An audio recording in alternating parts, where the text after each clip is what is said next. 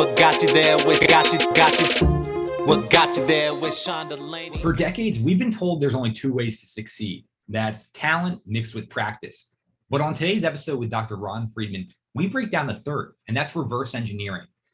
In Ron's latest book, Decoding Greatness, he goes through all the tactics and strategies you need to reverse engineer greatness and bring greatness into your own life. Ron, welcome to What Got You There. How are you doing today? Doing great. Thanks for having me. Yes, this is always fun for me when we get to dive deep behind the person and then a lot of the work they've done. And I know we're going to decode greatness, but I would love to start off by decoding you a bit. And I'm wondering, in terms of your day, do you have any non-negotiables that you've been doing for a while and are just essential to your overall success in a day? I need to exercise. If I don't exercise, I don't sleep well. If I don't sleep well, my productivity sinks, my creativity flounders. Got to exercise. And it's something that I discovered, interestingly enough, and we may talk about this later, but I'm just going to give people a preview. One of the strategies I talk about in Decoding Greatness is getting yourself a 5-year journal. And what a 5-year journal is it's got 365 pages, one for each day of the year. And it allows you to record what you did on that day. But critically, after a year of doing this, you get to see what you did on this day last year. And so it's a process where you're constantly learning about yourself. And it's one of the things I discovered about myself is invariably I would write, I was tired today. And then I'd go back and see that I hadn't exercised the day before. So that's how I figured that out about myself. What specifically about the 5-year journal? I mean, it seems like there's the immediate benefits in terms of really writing down and distilling our thoughts, but then being able to go back. So you also get those long-term benefits as well. I'm wondering if there's anything unique you found specifically to the 5-year journal. Well, yeah, you hit it right on the head where it's the process of journaling. We know from the research gives you a sense of control over the things happening in your life because now you're the narrator writing down what happened. And that just provides a sense of understanding and just emotional control where things aren't happening to you. Now you're the author. But beyond that, the 5-year journal, as opposed to just regular journaling, is it reminds you of past successes. It reminds you of overblown fears that you had, challenges you've overcome. So it's a great way of just boosting your confidence about all that you've accomplished in the past. Because I don't know about you, Sean, but for me, I'm always thinking about the next challenge. I don't spend a lot of time thinking about all I've achieved. And I think for a lot of top performers, that's the case. And so having that daily reminder about all that you've accomplished, all that you've achieved, all the challenges that seemed like a big deal at the time that you are now, are now far in your rear view mirror, that it's just a great tool. And then beyond that, for my kids, I can tell you, I often will write down something funny my kid said. And so that my wife has a 5-year journal as well. So then we compare notes about what we remember about each day. It's a great conversation starter as well. Yeah, I saw this coming up in the book. I've never used a 5-year journal. I use a decision-making journal and some other ones. The thing I love about the 5-year journal, which is very similar to the decision-making journal, is a lot of times even around those failures in the moment. Oh, they're brutal, right? And we look back and we're like, wait, I barely even remembered this, but in the moment. So I think that's a helpful reference for knowing when we're going through something challenging or difficult. This too shall pass, and we'll get past it. 100%. And I would add to that, anytime something bad happens to you in your life, the question you need to ask yourself is, will this matter in 10 years? If the answer is no, it's just a lot easier to let it go. Yeah. One of the decision-making frameworks, like 10 years, 10 months, 10 minutes. Like, is this going to impact me that much? And it's funny, once we put things through that filter, how much more helpful the decisions we can make are. I mean, I know you've worked with so many different clients around setting up routines, peak performance, and things like that. Is there anything else, this doesn't have to pertain to the morning, that are just helpful in doing things correctly throughout the day for peak performance? Oh, man. How much time do you have?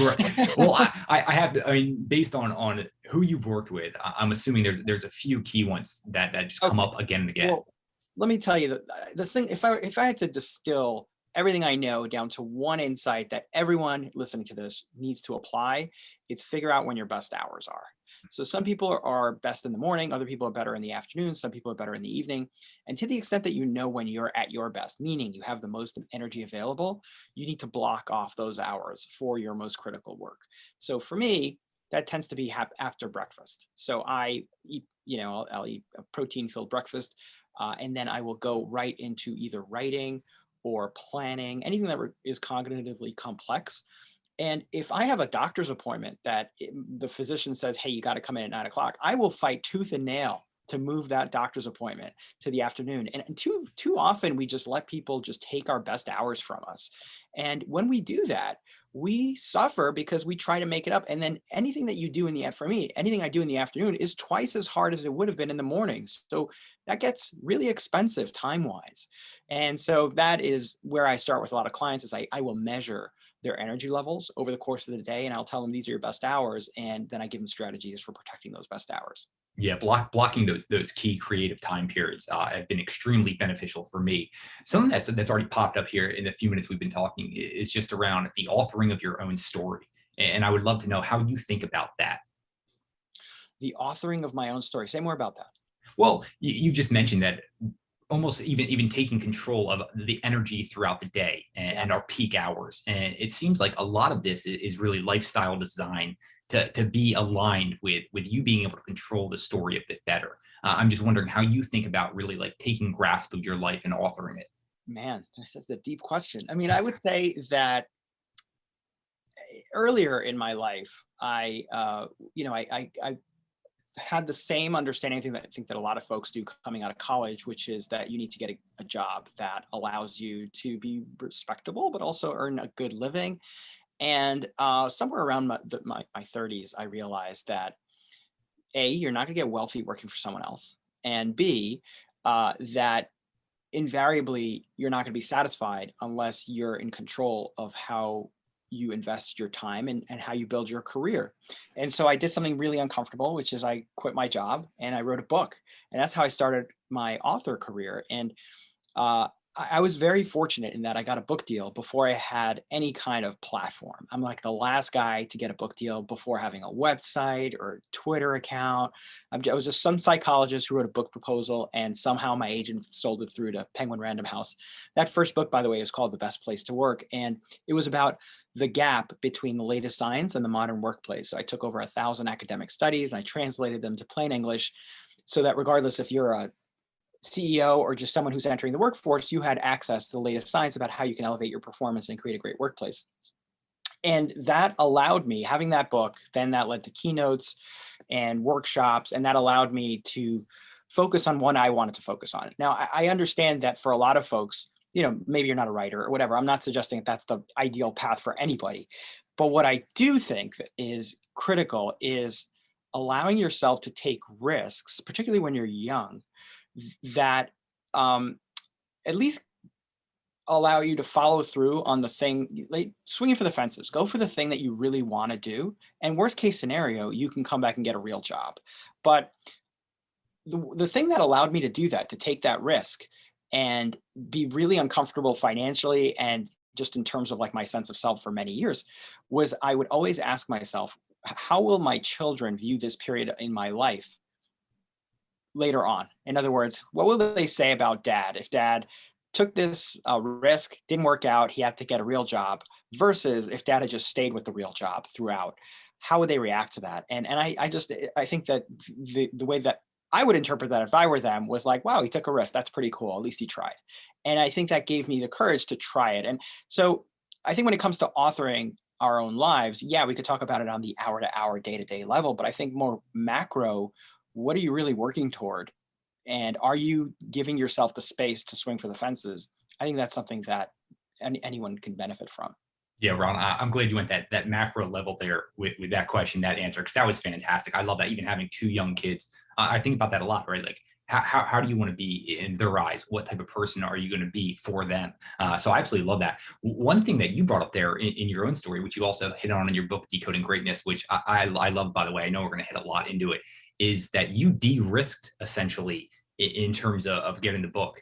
It wasn't like you just burned the boats and went all in. So can you just kind of talk about how entrepreneurs, authors can de-risk in their own life in order to figure out other things like releasing their own book? Yeah. So in this book, Decoding Greatness, the first half is about a strategy called reverse engineering, which we're going to talk about shortly. And the second half is about, once you know the path that you're aiming for, how do you get there successfully? And one of the strategies that successful entrepreneurs often use is that they somehow manage to take the risk out of risk taking. And so I talk about some strategies that they use and how you can apply them in your life. And I'll just give you one of the examples is probably my favorite example of in this chapter is sell first, build later. And what I mean by that is start with the sale. And if you can make the sale, then you build the thing you said you were going to build. And this is a strategy that has worked for many successful entrepreneurs, even long before Kickstarter. So a great example is the story of Nick Swinmurn, who in the early 2000s started a website that allowed people to purchase shoes online. And he did not start by building a massive warehouse of shoes and getting investor funding to do so. What he did was he went to his local shoe store and he asked if he could take photos of the shoes. And if a customer bought the shoes, he would come to the shoe store, purchase them with cash, and then put them in the mail himself. That led to Zappos. And he created Zappos. Obviously, there's a lot more to that story than just what I just shared, but it's the origin of Zappos. Is he did not build a warehouse, he took photos and he put them online. And so he sold shoes he didn't own technically, right? And that's an approach that has so many implications for all of us. And in my case, it's how I got my first book deals. I wrote that proposal. The book didn't exist, right? I wrote the proposal. Someone liked it. They gave me some money that enabled me to quit my job and write for a year. And it's a great way of taking risks without investing years and years and years building something that no one wants. Yeah, I can speak from my own entrepreneurial experience. I've done the build first, sell second, doesn't work out that well. And then sell first, build second, believe it's a way smarter approach. A lot of bumps and bruises from stories around that. But you just hit on a minute ago. I mean, for generations, we've just kind of been taught two ways to succeed, right? It's going to be with practice and talent. But in Decoding Greatness, you hit on this third way, which is reverse engineering. So I would love for you to define reverse engineering, and then we can get into some of the high level concepts around it. Okay, so reverse engineering simply means finding great examples in your field and then working backward to figure out how they were created and, more importantly, how you can recreate them yourself. So the particular strategies involved in reverse engineering will depend on your field. I can tell you many nonfiction writers will go right to the end notes at the end of the book, the bibliography, to identify the sources that went into creating the book. Chefs often order dishes to go, and then they spread out intricate sauces along white plates, and often there's a magnifying glass involved so they can identify what the ingredients were that went into creating that dish. Photographers will look for clues hidden in the images that novices would simply ignore. For example, they'll look at the length of the shadows, which tell you the intensity of the light source and the time of day in which the photo was shot. They'll look for reflections in the eyes of the person in the image so that they can identify where the light source was placed. All of these examples illustrate the importance of not just passively experiencing things that you enjoy, but to adopt a mindset of curiosity that asks, how was this created? What can I learn from this? And how can I apply this to the thing I'm working on?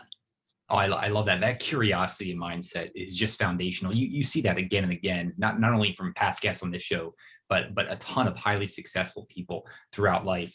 And it's so cool to kind of see you deconstruct some of these best habits and practices. The way I think about this is kind of like the masters, they're playing games inside of games, and you really break this down. But I'm just like curious overall, Ron, like obviously spending a few years writing a book, how did this concept and commitment to write the book around reverse engineering even come to fruition for you?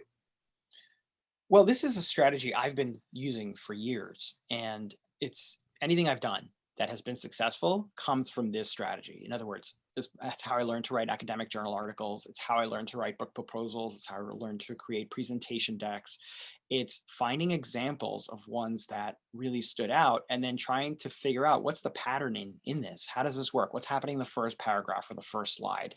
What's happening in the second one? And then using the strategies that I talk about in the book, like reverse outlining and quantifying features. And it's really just about having a methodical approach that breaks down the examples that make things unique. And that applies to any field. If you're someone who writes emails or you write memos or you write presentation decks or proposals, there's a methodology that you can use to find those great examples and identify what makes them distinct from ordinary examples, and then templatize that, meaning take examples that you've found to be impactful, and then turn them into a template that allows you to build on that formula and evolve it in a different direction. Yeah, Ron, you hit on one of the things I love, that this isn't domain specific. You can take the lessons from this book, even if it's talking about an author, an entrepreneur, and you might not even have anything to do with those fields, but you can apply them to your own life. That's what I love. I'm curious, has there been just a lesson that you uncovered during this writing process that you feel has just really stuck with you? Well, the example of Sir Ken Robinson's TED Talk is one that has really been interesting for me in all of the ways that I've applied it. So I can tell you that I am someone who's a researcher. So I really like facts and I like details. And one of the things I did in Decoding Greatness is I take the example of Sir Ken Robinson's TED Talk. It's the most popular TED Talk of all time. And then I show you, I take you step by step. What is he doing in each paragraph? And what can we learn from that? And one of the discoveries you make when you analyze his talk is that he has one fact throughout the entire TED Talk, just one fact. Now, if I were writing a TED Talk from scratch, I would, as I mentioned, just loaded with facts because I would think that's the best way of being persuasive. But that's not the thing that works for him. And it's not the thing that makes his TED Talk go viral and become the most watched TED Talk of all time. What he does do a lot of is storytelling, and particularly like mundane, everyday stories, just anecdotes that aren't even about famous people. They're just about people in his life or his parents. And that takeaway was really interesting for me because it's the storytelling that makes his TED Talk go viral. It's not the facts. And that has informed the way that I now deliver keynotes. And it's, I think, something that has really been critical to the way that I write. And you'll note from, in having read Decoding Greatness, there's like hundreds of stories, and I don't do it over a long period of time, meaning I don't take like 10 pages to tell you a story. I'll do it in a paragraph because I just want to get to the takeaway. And that's something that I have learned about myself as a reader, which is I don't need to read a story for 20 pages for it to be impactful. I want to get to the takeaway. And so that has it's something I've embraced. I've taken it from my reader experience and I've put it into practice as a writer, which is I write the kind of book that I want to read, which means that it's loaded with actions that I can take at the end of the book, and it's based in science. And so it's not just about figuring out what works for someone else, which is obviously a big part of the book because that's what reverse engineering is. It's also how do you take what you've learned and then make it actionable and apply it in the things you create. And that's been both the lesson and the impact for me. Yeah, I mean, as a voracious reader myself, I love that you get to the crux of the story, but then you do such a good job telling so many stories throughout. I mean, that Sir Ken Robinson one, that's like one of those models that once you read it, you can't forget it. And that just blew my mind. He only had one fact in there, and just the number of jokes he told, I think it was in like the high 40s. And I was like, wait a second, this completely blew my mind in what a successful talk. 18-minute talk, 40 jokes. Yeah, it's just absolutely mind-boggling. So I kind of think about those as just different stories that like really shape us and frame us, and we can learn a lot through reading. I'm wondering for you though, have there been any people who have shaped you similar to a story like that? Well, there are certainly influences that I look to, and I think creativity ultimately is about blending the influences that have been most impactful to you to the extent that you're cognizant of them. Sometimes you're not. But in my case, I'm very, very careful about who I read and what I draw from them. So I can't say that it's like one particular author, but I can certainly point to specific elements. So one of the authors I break down in the book is Malcolm Gladwell. I think he's fantastic. Everyone thinks he's fantastic because he is fantastic. But there are certain things about Gladwell that stand out for me. I think his word selection is stellar. I think his stories are less interesting for me probably than they are for most readers because they go on for a long time. And that's less interesting for me. It doesn't hold my attention quite as well. He tells them really well, but that's not an influence for me. The influence is the word selection. Whereas I think the Heath brothers style of telling stories is much closer to what I prefer. They probably still go a little longer than me, but at least to me, they're very punchy in the way they present them. And so I look to them for the way that they write their stories. But probably the biggest influence is outside my field entirely, which is fiction writing. And so I spend more time reading fiction than I do reading nonfiction. And that's intentional because I want to have those influences impact the way that I write. And so the takeaway for me is that I blend influences that I'm drawn to. And that's an approach that anyone can use regardless of their field. So if you're a designer, you can look to a particular designer who's the best in your field, but then you might also look to, I don't know, Japanese architecture or Middle Eastern music and blend those influences to create something entirely new. And that's the goal of this. And the goal of reverse engineering, it's not simply to copy someone else's approach, but to identify why it works so that you can take the best elements and mix them together. So speaking of that merger, specifically around creativity, you had this fascinating research study around drawing and creativity. It was a 3-day study. Do you remember the study at all? Yeah, of course. So Uh, this is the study. Yeah, did you have a question about no, it? no, I would just love to dive into this. I thought this one was Yeah. fascinating. Yeah, it really was. It's a study that once I read it, I was like, okay, now I feel like I can really bring this argument home. Because before then, before I discovered this study, it was a little tricky because I thought a lot of people were going to give me um, criticism around the idea of reverse engineering because it's just copying. And it's not just copying. It's not how I meant it. What I meant was for it to be a thoughtful approach for analyzing why it is you're drawn to particular examples. But this study shows that um, even if you were to copy, it would actually be better for you. And so here's what the study showed. This is a University of Tokyo study where creativity experts brought in amateur artists and they had them draw original works over the course of 3 days. And they split them up into two groups. The first group just did the original drawings 3 days straight. The second group, something happened to them on the second day of the experiment. And on the second day of the experiment, instead of creating original works, what they were asked to do was copy the work of an established artist.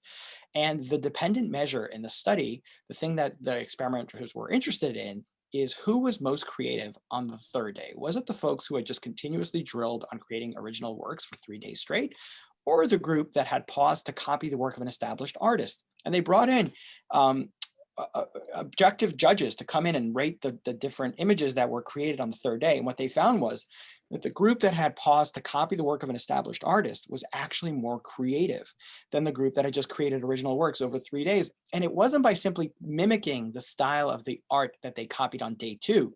It was by going off in completely different directions. And the question was, well, how do you become more creative by copying someone else's work? And the answer is because when you stop to pause and recreate someone else's work, that forces you to compare your initial instinct against the decisions of a master. And that approach where you're constantly pausing to consider what you would do versus what the other person did, that opens your mind up to new ideas that you would have normally ignored in your own work.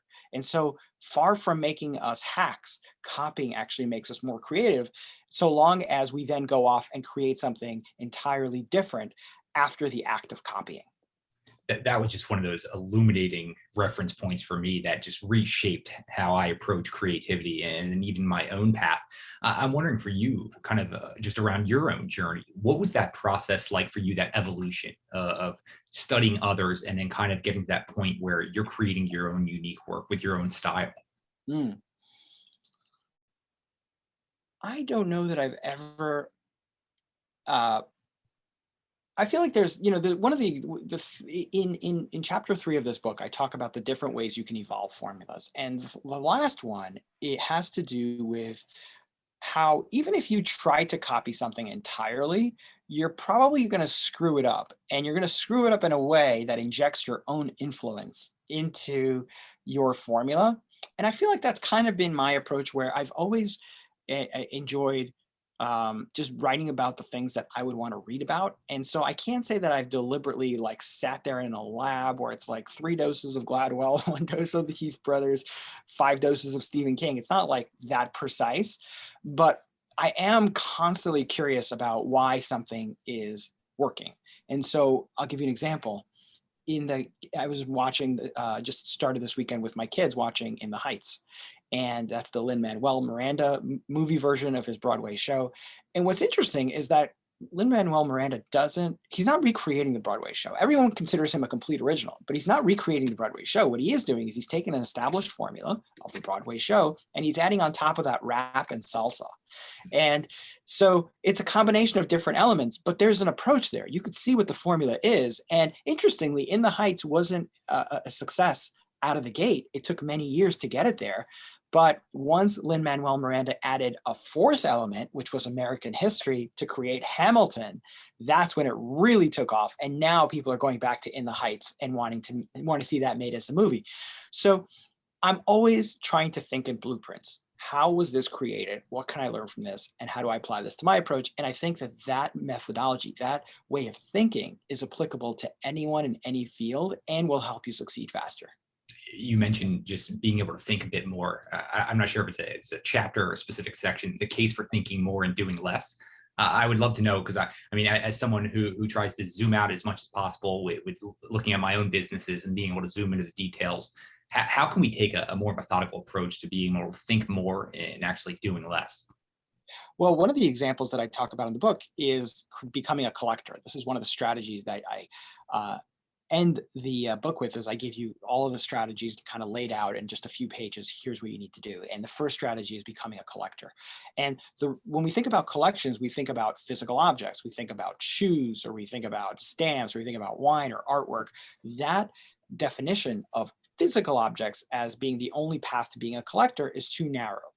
A better approach is to collect examples in your field that really stand out. So Sean, in your case, it might be particular podcasts, or in my field, it might be a particular article.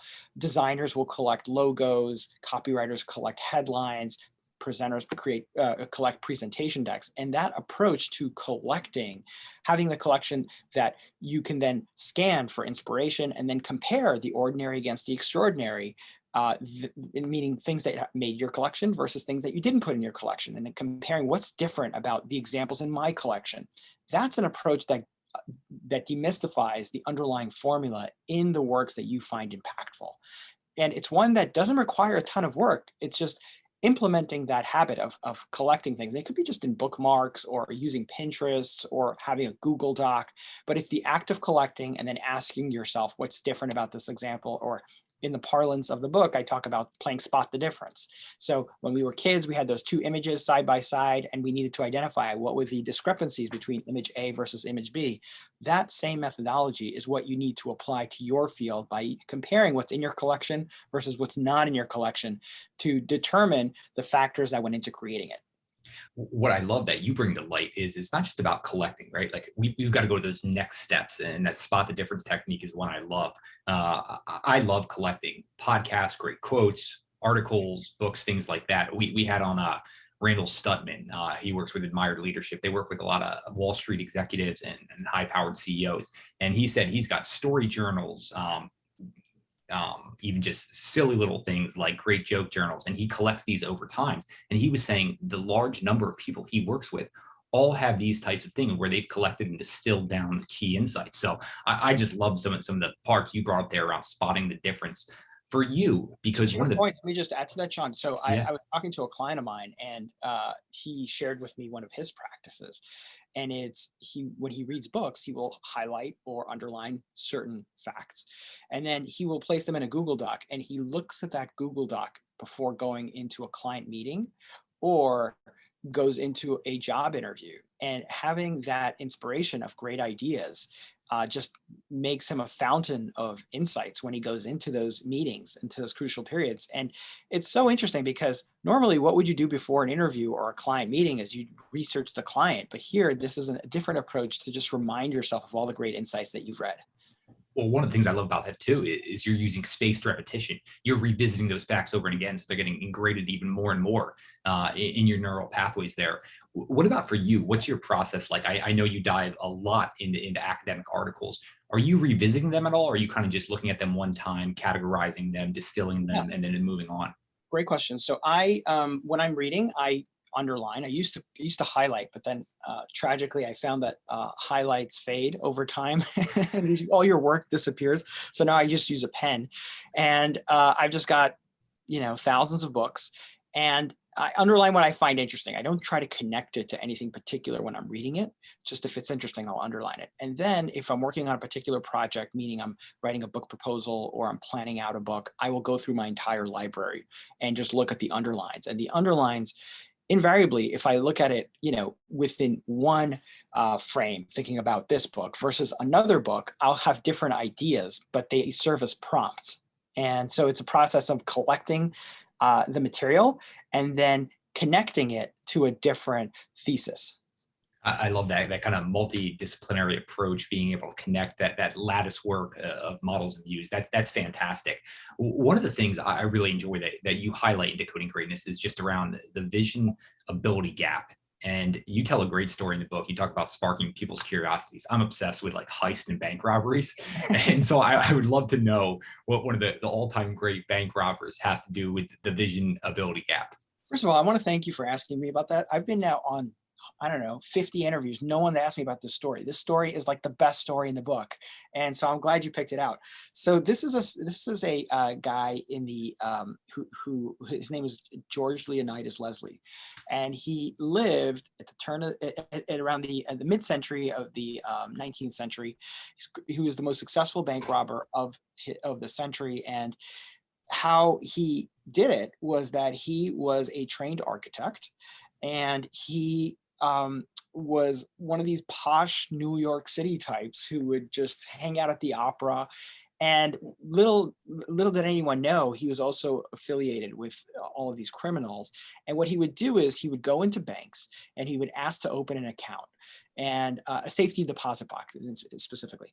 And they would then take him to the back where he could see what the safe looked like and the layout of the bank. And then he'd return home and he would draw the blueprints up.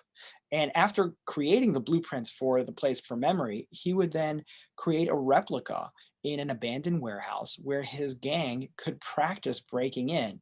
On top of that, he would identify the particular safes that the bank used and then order one for himself so that he could practice cracking into it. And there's debate over how he exactly got into these safes. Many believe that he would drill a hole on top of the dial, which allowed him to manipulate the inner workings of the safe without having to actually crack the code. And then he would putty them up and paint them the same color as the safe so that no one would know how he'd get in. And what the approach teaches us is that, yes, he had the blueprints, right? Because he was able to recreate them as a trained architect. But that wasn't enough in order to just break into banks. He also needed the practice phase where he created the replica and had his gang practice. In some cases, he would blow out the candles so that they had to practice in complete darkness.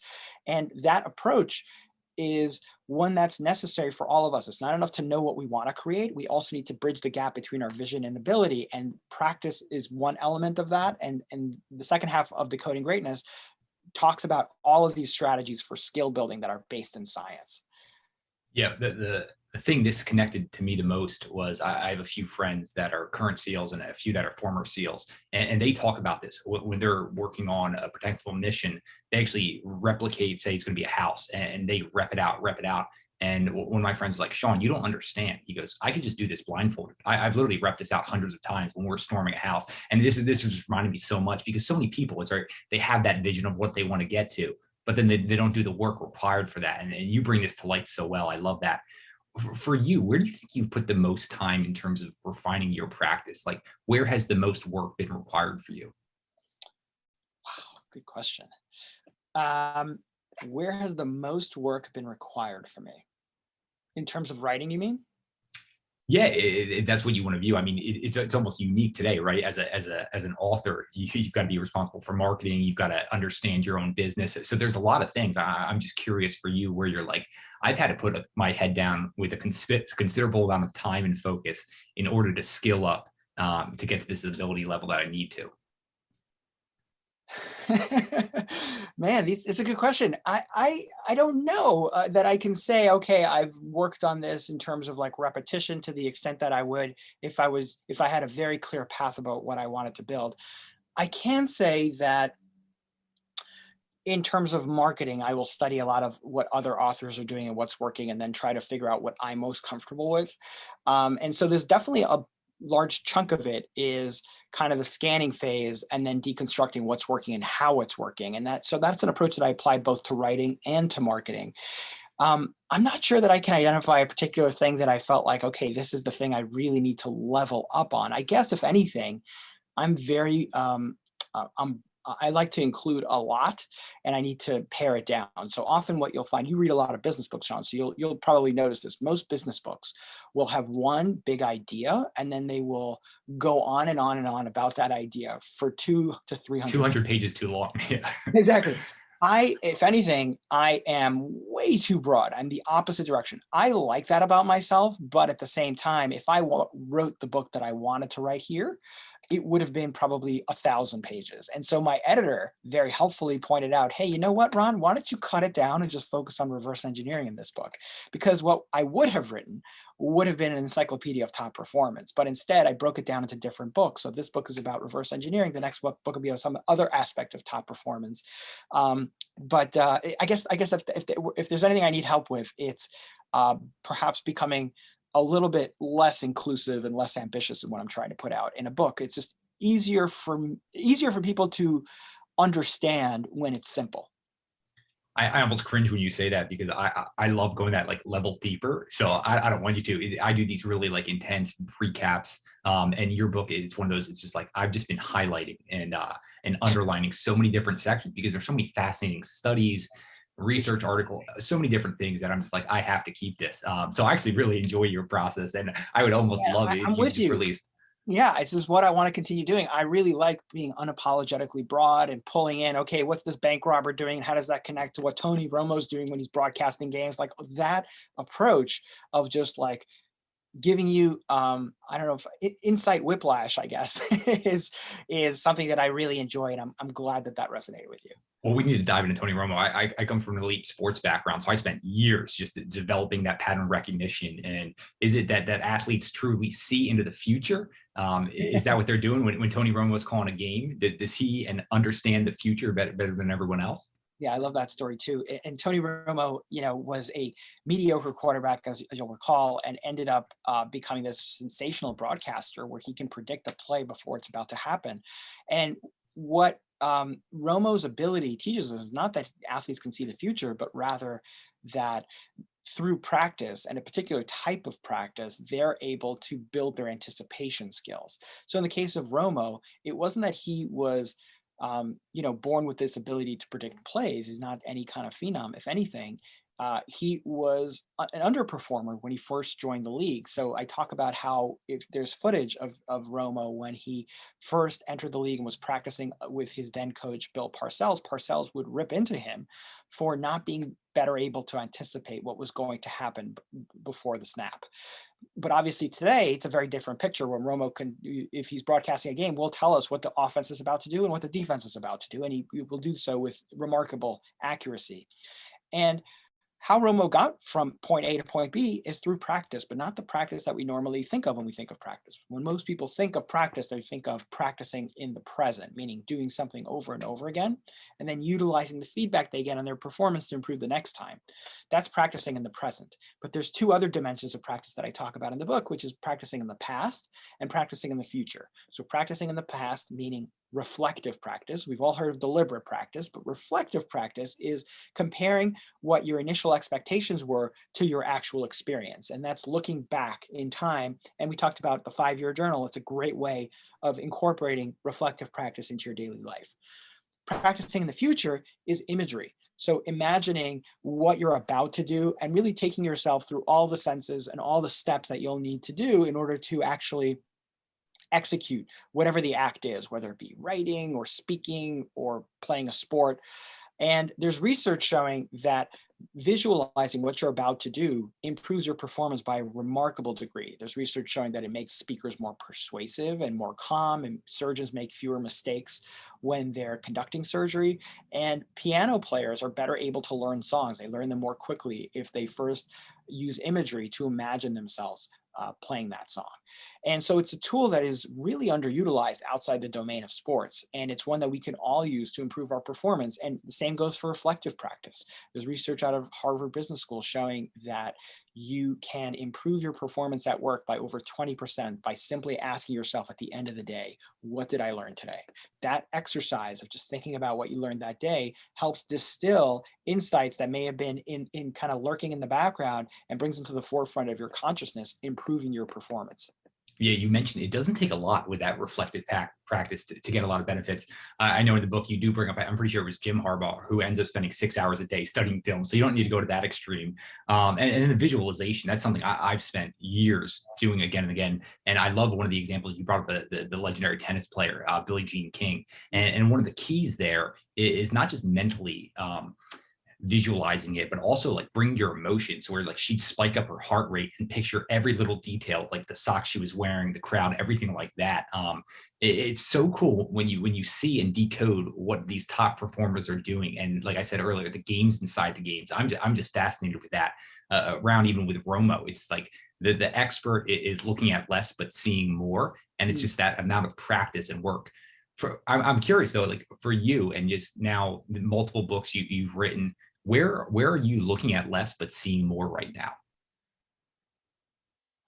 That's a great question, Sean. Man. uh, where am I would say certainly there's a repertoire that you develop about how you can open a section and how you can connect sections. That would take me a long time originally, and part of it had to do with I would write without outlining, and I would just see where it went and then try to connect the different sections. It's a little inside baseball, but what I would say I do a lot more of now is outlining. I think 75% of the work is in the outline. And if you can connect the sections in the outline, writing becomes a pleasure because then you know what you're doing. So it's all about mapping out what you want to do in advance before sitting down to actually write it. And so now I'm better at identifying points where I'm going to get stuck and solving for them before I start writing. Now you have me curious. There's like the merger we were just talking about, elite athletics, and we can talk about Romo when he would look at a certain play developing, right? Like the armchair quarterback would be looking at this and they'd be taking in every little factor, where Romo can just filter out a ton of stuff you don't need. Similar to you, being able to filter out a lot of things. How do you improve that process of just becoming a better filterer? Part of it is experience, is just noticing what is less likely to work and more likely to work. And so by just having that experience of knowing this has worked in the past allows you to draw from that more consistently. So if you're a speaker and you know that you need to fill a 3-hour gap in the calendar and you have 45 minutes of material, initially that can seem incredibly intimidating, right? Like, how do I take this 45-minute talk and make it a 3-hour talk? But when you've done it for a few years, you realize it's actually quite simple. You don't need another 2 hours and 15 minutes of material. What you do need are exercises for the audience to do that will fill up that time. And then you can ask them to reflect on what they learned. And they will invariably enjoy that much more than a 45-minute keynote because they get to contribute to it.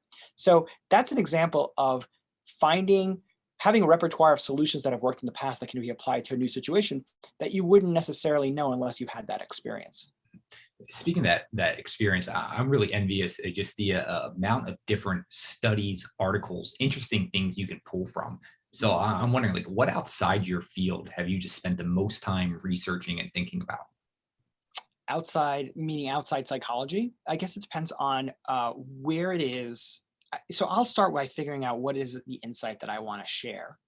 And then I will spend a lot of time doing Google searches and just chasing ideas and purchasing books and just give myself the license to just explore.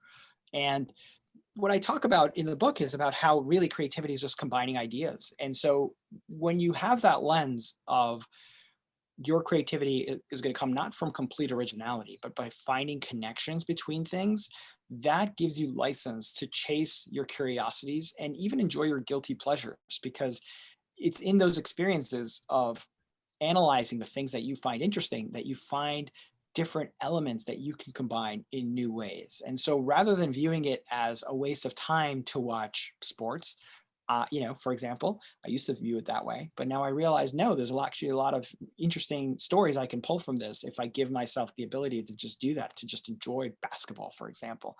And so maybe I'll find a story that will weave into a different chapter. So really, it's just a different framework for thinking about your guilty pleasures. Speaking of curiosity, which is a word that's come up multiple times, I'm wondering for you, like, where's the passion at? Clearly, you just have a ton of passion to even be diving into this amount of research. Like, what's the driver? Where do you get most excited around the work you do? So many good questions. Where do I find the driver? I really enjoy the fact that you've enjoyed reading this book. So that for me is the driver. Is like, let me see all these cool stories. And I just feel like I have a pretty good sense for what other people are going to find interesting, or at least the nugget that people are going to find impactful. And I draw a lot of pleasure out of finding those cool stories, and then finding those cool studies, and then seeing the connections between the two. Yeah, you mentioned finding things that are really impactful. What about for you? Are there a few people, books, articles, research studies that have just been impactful for you that even that you could have come across them multiple years ago, but they're just still sitting there kind of top of mind for you? Well, I guess the reflective practice, which we talked about, was really critical because so much of our understanding of where knowledge and wisdom comes from, it centers on the idea that it comes from the outside in. And we overlook this real huge opportunity, which is learning from ourselves. And it's because we rely on memory to get better. And incorporating reflective practice, as I talk about in the book, has really shaped my thinking a great deal in terms of making better decisions, being able to zoom out and see patterns about what really makes a difference in my life and what doesn't. A minor example of this is social events. I'm not somebody who gets excited to go to weddings or barbecues. I dread them, but invariably I have a good time at them. So I've learned that about myself through reflective practice. And now I can make better decisions about how to spend my time. Along the same lines is um, reading. This is going to sound funny, but one of the tragedies of putting out a book is that you need to then go market that book, and marketing that book is really consuming in terms of time and energy. And so for the past 5 months, I've read very little, which is really tragic if you think about it. Like, this is the thing I'm good at, is like reading a ton and then finding the best parts and then putting it in a book. I have not been able to read, and I've learned both through my experience. You kind of forget about how much you enjoy reading when you haven't done it for a while. But I kind of that constant reminder in my 5-year journal about, like, I need to read more, and reading is possibly the most enjoyable thing I do outside of exercise. So I guess that's had a real impact for me, is reflective practice. I think it can have a real impact on anyone, and it's not going to be just reading for you. It could be something completely different that you weren't expecting, but you won't know until you start incorporating this practice into your life. Yeah, that reflective practice. I got some great takeaways from the book, but that general idea and concept has just been foundational for me. You mentioned one of your favorite things to do is read. Same with me. This does not have to be nonfiction books. I'm just wondering, are there any books that you just thoroughly enjoyed over the years? Oh man, so many.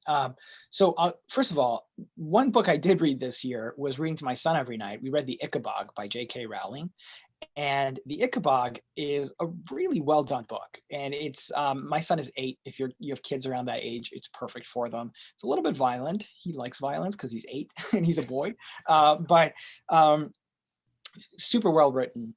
She's just an expert storyteller. Another book I'll share that I think is worth picking up is one by Ann Patchett, the fiction writer. But this one is a nonfiction book. It's called "This is the Story of a Happy Marriage." And Sean, you'll recall in the introduction to part 2, I talk about Patchett's experience writing books, and how when she's imagining a book, it's just this beautiful butterfly flying around her head. But then when she has to start writing it, she feels like it's her driving over a butterfly with an SUV, because the act of taking the idea and putting down on paper is just so brutal for writers. That came from "This is a Story of a Happy Marriage." And a lot of people talk about Stephen King's On Writing as the best book on writing. For me, it's Ann Patchett's "This is the Story of a Happy Marriage." It's also her just development as a human, but there's a lot of great stuff on how to write and her process that I found really impactful.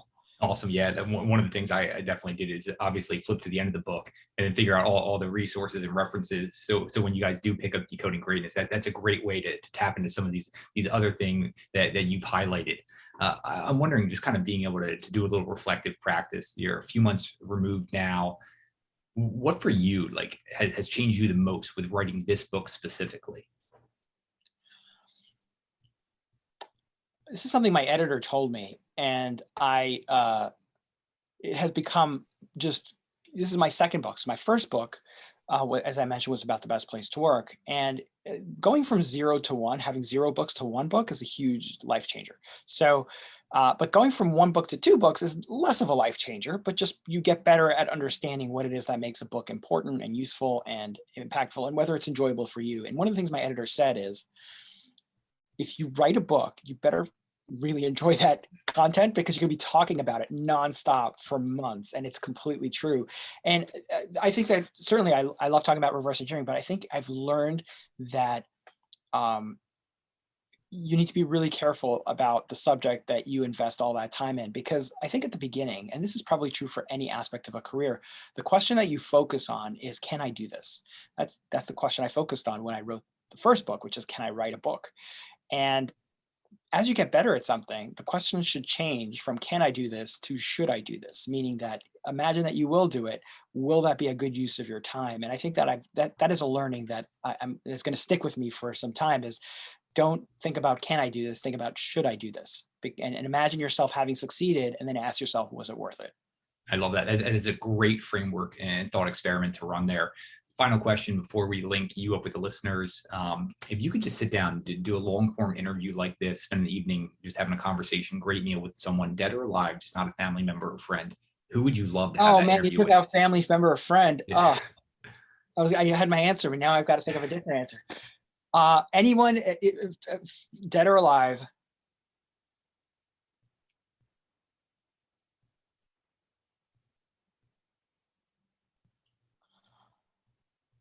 I guess Stephen King. I would say Stephen King. I'm fascinated by his ability not just to write good stories, but to do it as consistently and as quickly as he does. He's clearly got a factory. James Patterson is another one, but James Patterson has co-authors. So it's interesting because he's built almost like a brand name for himself, where he's got, I think he outlines the books and somebody else writes it. And I guess either one of those would be interesting to me, because I am fascinated by good storytelling and I want to understand the process a little bit better. Yeah, those are two legends I've had on my, we'll call it, hit list for the podcast. I would love to have on. Ron, this has been awesome. I truly did enjoy the book, Decoding Greatness. I thought it was exceptional. I read a lot. I really did enjoy this one a lot. I want to make sure we link you up with the listeners up with you. Where should we send them to learn more? Of course, we'll have everything in the show notes, but anywhere specifically you want them going right away? Well, if you're interested in the book, check out decodinggreatnessbook.com. We have a website there that allows you to get the book anywhere you want. And if you send us your receipt, you'll get a free course on how to reverse engineer and a lot of great bonuses on top of that. And it's completely free. So that's a great resource to go to. You can find out more about me at ronfriedmanphd.com, or at my company website, which is ignite80.com. And the reason it's called Ignite 80 is because over 80% of employees are not fully engaged at work. So the mission of Ignite 80 is to teach leaders science-based principles for elevating people's performance and health and happiness at work. I love it. Well, Dr. Ron Friedman, thanks so much for joining us on What Got You There. My pleasure, Sean. Great questions. Got you there with Sean DeLaney.